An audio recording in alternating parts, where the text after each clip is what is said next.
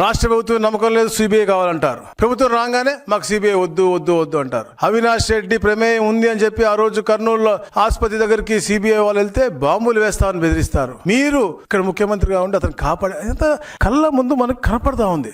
ఎన్ని రకాలుగా మీరు మార్చారు. వివాహిత సంబంధాలు అన్నారు, రెండో వివాహం అన్నారు, ఆస్తి అన్నారు, ఇప్పుడు వాళ్ళ బిడ్డ మీద అల్లుడి మీద అంటున్నారు. అంటే మీ బాధ్యత అంటే మీకు ప్రజల మీద ప్రేమ లేదు. ప్రజలను కూడా ఎటు ఉద్దేశాలు మనం చూస్తా ఉన్నాం. మీరు ఎప్పుడు వచ్చినా కూడా కేవలం మీకు అనువాయులు, మీ ఎవరైతే మీకు ఆస్తులు దోచిపెట్టారో వాళ్ళ ఇళ్లలో ఇబ్బందులు ఉన్నా లేదా పిల్లలున్నా వెళ్తున్నారు తప్ప ఎక్కడ కూడా ఒక్క పేదవాడింటికి కానీ, ఒక కార్యకర్త కానీ, ఒక ప్రజల సమక్షంలో ఒక కార్యక్రమానికి కానీ వెళ్ళారా అడుగుతా ఉన్నా.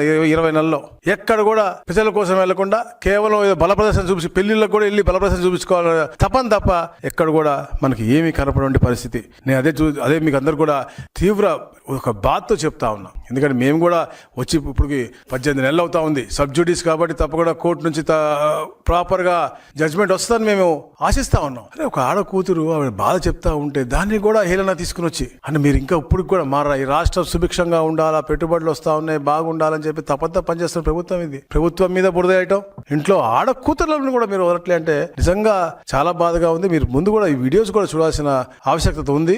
ఎందుకంటే వారి యొక్క మాటల మార్పిడి